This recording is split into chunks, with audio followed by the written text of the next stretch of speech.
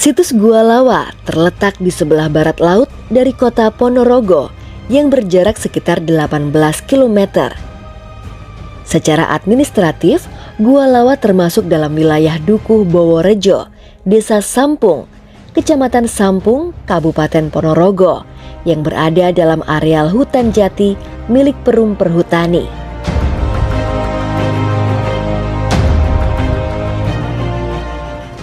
Gua Lawa berada di lereng selatan dari perbukitan Kars Sampung.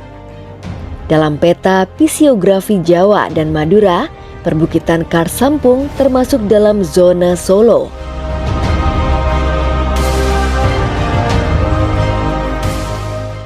Penelitian hunian masa prasejarah di Gua Lawa bermula dari laporan masyarakat setempat pada waktu menggali di permukaan gua untuk mengambil pupuk dari kotoran kelelawar. Secara tidak sengaja telah menemukan berupa kumpulan tulang dengan jumlah yang sangat banyak.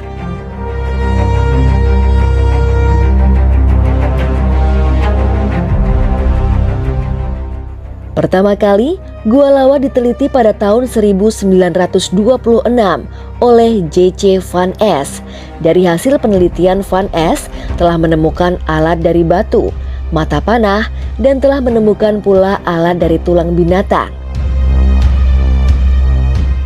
Kemudian pada tahun 1928 hingga tahun 1931, penelitian dilanjutkan kembali oleh Van Steen Colenfels dengan menggali secara besar-besaran.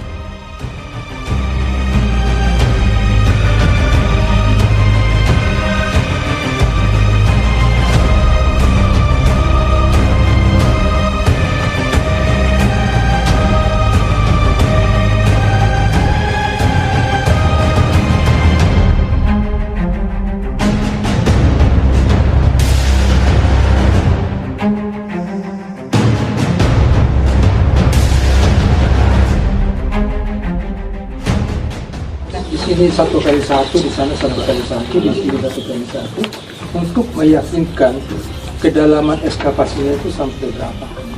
Apakah sudah sampai steril atau memang masih ada lapisan yang belum.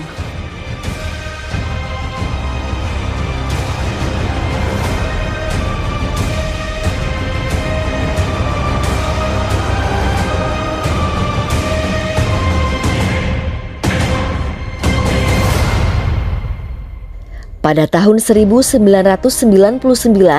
tahun 2000, dan 2008, Puslit Arkenas telah melakukan penelitian di Gua Lawa dan baru pada tahun 2019 dapat melanjutkan kembali penelitiannya dengan membuka 2 kotak ekskavasi, yaitu kotak 14 dan kotak 15.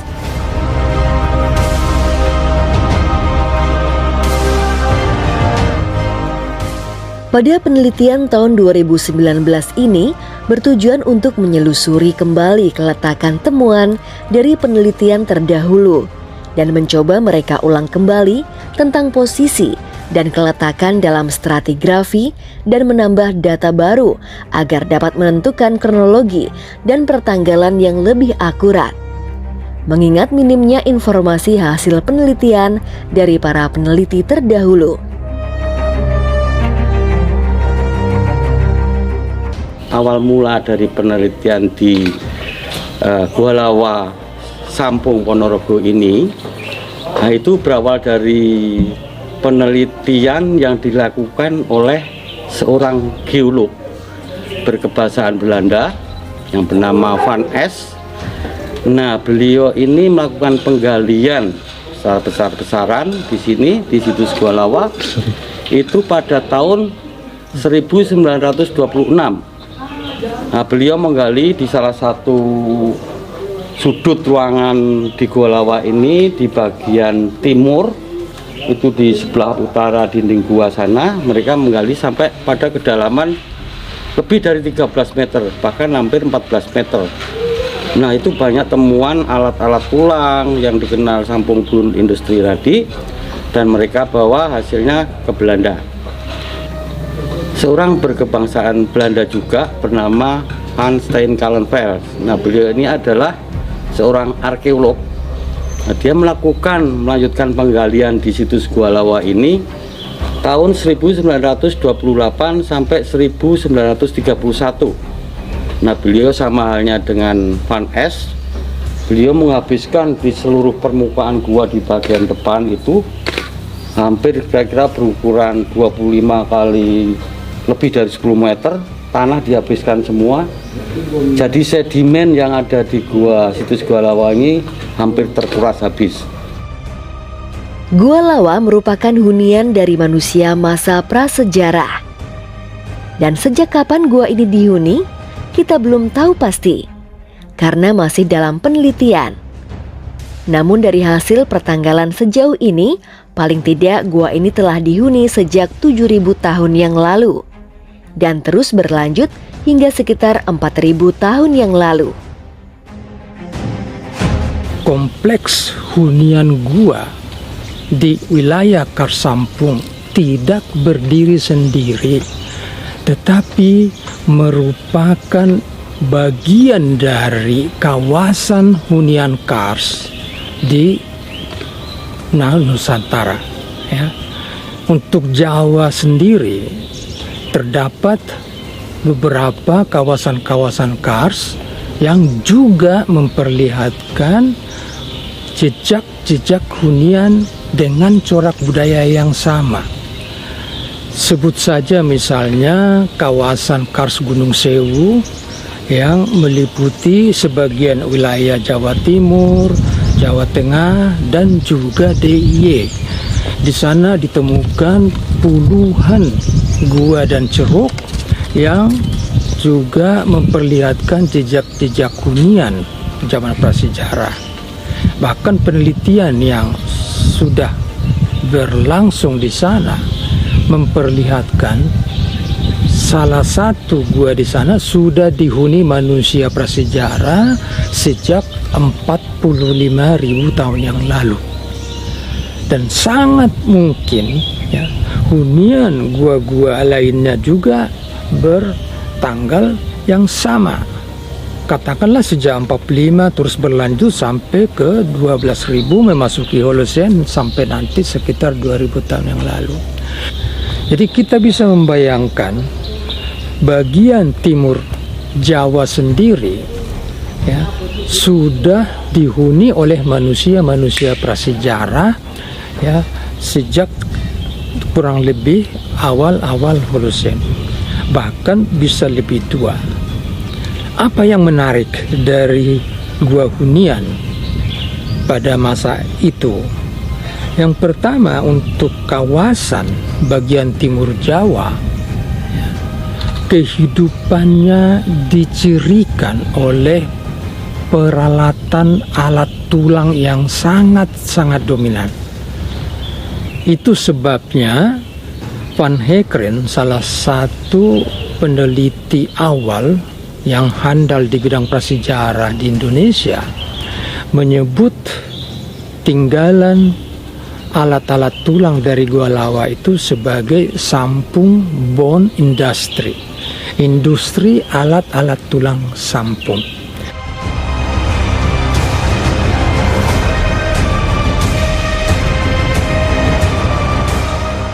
Dari hasil penelitian selama ini telah menemukan berbagai fragmen tulang binatang dengan jumlah yang sangat banyak.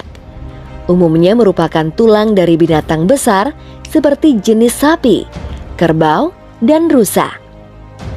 Secara keseluruhan, hasil penelitian di Gua Lawa telah ditemukan sebanyak 9 individu rangka manusia, dan diantaranya adalah dengan cara penguburan terlipat. Lalu, siapakah penghuni Gua Lawa? Salah satu aspek dari Gua Lawa di Sampung ini adalah tentu saja penghuninya. Jadi ini merupakan sebuah ceruk Abrisurus ya, yang dia itu dihuni oleh manusia, dan bukti-buktinya sudah kita temukan sejak awal abad ke-20. Selama ini pada penelitian Van Es maupun Van Steenkalenfels pada 1926 sampai dengan 1931 sudah terkumpul adanya 7 individu manusia. Kemudian dari penelitian Pusat Penelitian Arkeologi Nasional ini terdapat 2 individu manusia yang sudah diangkat ya. Beberapa berita dari penelitian mereka itu teridentifikasi, salah satunya adalah pengukuran terlipat ya. Nah, kalau melihat salah satu ciri budaya mengubur terlipat ini merupakan salah satu unsur dari Australomelanisit ya. Dan seandainya kita hubungkan dengan penghunian gua, memang sejauh yang ditemukan terutama di situs-situs gua yang ada di Gunung Sewu maupun yang ada di daerah Jawa Barat dan akhir-akhir ini juga ditemukan di daerah Kars, Rembang, itu menunjukkan bahwa ciri-ciri dari ras Australomelanisit sebagai penghuni gua yang sejati di sini itu antara lain dari segi budayanya adalah penguburan terlipat. Oleh karena itu, Sampung ini mempunyai potensi sebagai salah satu situs hunian dari manusia ras Australomelanisit ya. Jadi dia adalah Homo sapiens yang hidup di Indonesia pada sekitar 15.000 sampai 5.000 tahun yang lalu, sebelum digantikan oleh kedatangan Austronesia atau ras Mongoloid, ras kita sekarang ini. Hanya saja temuan-temuan tulang yang kita dapatkan di Sampung ini sebagian besar adalah binatang besar ini, sehingga bisa dikatakan ras Australomelanisit yang menghuni Sampung ini pada sekitar 10.000 tahun yang lalu itu mereka bukan memburu binatang-binatang kecil, bukan gitu. Nah, sebetulnya binatang-binatang kecil itu adalah ciri khas dari binatang buruan yang ditemukan pada berbagai situs gua, terutama di Gunung Sewu ya, antara Pacitan sampai ke Wonosari. Ada di Gua Braholo, di Songkeplek, di Songkupo, Songterus. Mereka memburu binatang kecil, terutama adalah makaka ya, kera ekor panjang di sini. Ya, kera ekor panjang adalah ciri khas dari temuan-temuan tulang yang ada di gua-gua. Akan tetapi di Sampung lain sama sekali. Kita hampir-hampir tidak menemukan kera ekor panjang di sini. Dan sebagian besar, 90% dari temuan tulang-tulang itu adalah binatang-binatang besar.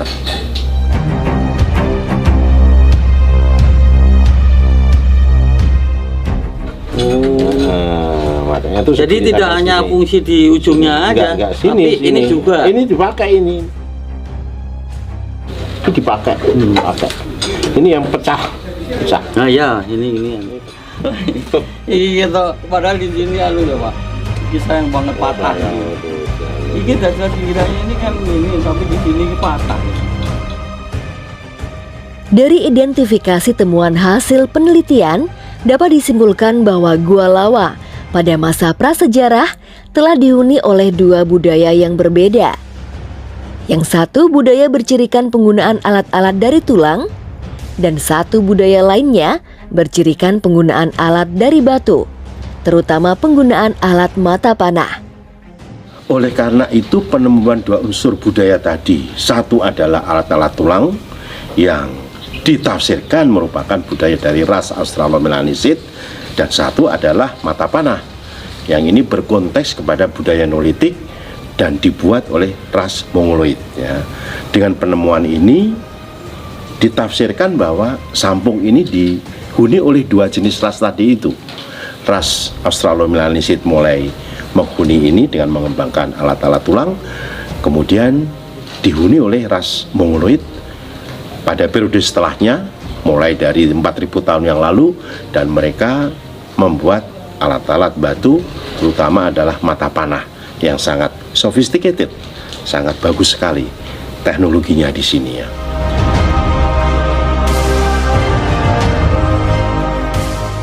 Situs Gua Lawa berada di perbukitan yang termasuk dalam formasi Kars Sampung. Yang menarik dari stratigrafi di Gua Lawa, terdapat lapisan tufa dari abu vulkanik yang tebalnya sekitar 60 cm. Adanya susunan stratigrafi yang berlaminasi, kemungkinan besar proses pengendapannya melalui media air dari luapan sungai yang berada di depan gua. Bagus, kita banyak menemukan situs prasejarah itu di gua-gua kapur seperti misalnya di rangkaian Pegunungan Selatan, dan sekarang kita ada di Gua Lawas Sampung. Apakah ada perbedaan rangkaian pegunungan kapur di selatan dengan rangkaian pegunungan kapur yang ada di sekitar Sampung ini? Ya, ini kan hal menarik nih. Jadi itu kan seolah adanya di bagi atas kedudukan zona fisiografi ya. Kalau sekitar Pacitan dan Wonosari, dia berada di rangkaian zona pegunungan selatan. Sedangkan Gua Lawannya sendiri, kalau kita melihat posisi fisiografisnya, dia masuk dalam rangkaian si zona Solo. Tempat Gua Lawa berada, dia berada pada suatu tubuh batu gamping yang menurut ahli geologi, si batu gamping ini masuk dalam formasi Sampung. Formasi Sampung itu ada beberapa pembentuknya. Selain batu gamping, ada napal tupaan, ada lempung gampingan. Nah, dari kajian fosil foram minifera kecil, si formasi Sampung ini berumur sekitar akhir dari Miocene awal, sekitar 22 sampai 15 juta tahun yang lalu, coba. Formasi Sampung ini dia diendapkan pada lingkungan laut dalam. Kalau kita melihat dari kandungan fosil bentonisnya di batu napal tupaan itu, Pak. Kalau endapan-endapan yang ada di sini kan terlalu cukup tebal juga ya. Apakah ini endapan dari lapukan batuan yang ada di sini atau datang dari luar yang dibawa angin? Ada beberapa sekuen pengendapan. Saya melihat bahwa itu ada sekuen pengendapan yang dengan media air, kita melihat adanya satu paralel laminasi. Nah, selain itu di bawah yang ada struktur laminasinya itu, paralel laminasi, kita bisa melihat adanya satu lapisan tufa. Tufanya tersebut dia disisipkan dalam batu pasir tupaan. Nah, kalau kita bicara pasir tupaan, kemungkinan dia karena hasil letusan yang ini yang besar, mungkin karena kita bisa melihat bahwa ketebalan tufanya lumayan tebal. Selain ada pengaruh airnya juga, kita melihat dari pasir halus tufaan, dan juga diendapkan oleh media angin.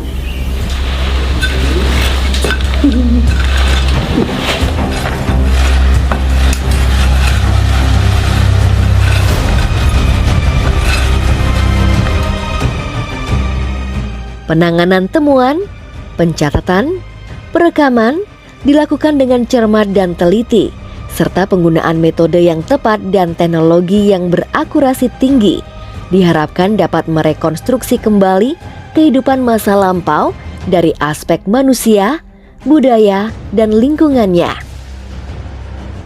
Di dalam penggalian tahun ini, di tahun 2019, yaitu kami menerapkan sistem perekaman yang lebih presisi, lebih akurat untuk menjamin bahwa kita nantinya akan bisa merekonstruksi segala informasi, segala data yang terkait dengan baik jenis temuan, keletakan temuan maupun lapisan di situs Gua Lawa yang sebelumnya itu tidak pernah dipublikasikan secara jelas, dan kemungkinan hal tersebut merupakan akibat dari penggalian yang memang dirancang secara sistematis, namun kemungkinan besar pada masa lalu tidak didukung oleh berbagai pengetahuan tentang metode yang semakin lama seiring perkembangan kajian arkeologi semakin meningkat akurasinya. Jadi kami harapkan dengan merekam sedetail mungkin segala gejala lapisan, perubahan lapisan, distribusi temuan baik secara horizontal maupun vertikal, kami bisa mengcover atau melingkupi seluruh data keletakan temuan, sehingga kami bisa merekonstruksi temuan-temuan tersebut kepada lapisan-lapisan stratigrafi yang ada di Gua Lawa.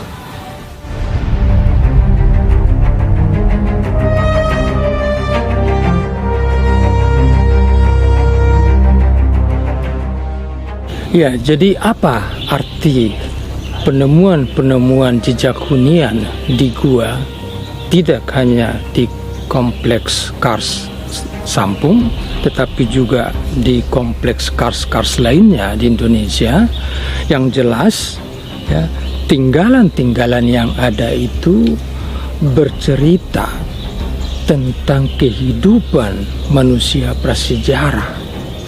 Jadi hunian gua mengisi salah satu periode dari sejarah hunian manusia di Nusantara, ya. Dan proses yang terus berlanjut itu menciptakan kebinekaan dalam fisik manusia Indonesia dan kebinekaan dalam kebudayaan. Jadi kalau kita bicara Indonesia sebagai negara kesatuan, maka satu kata kunci yaitu kebinekaan.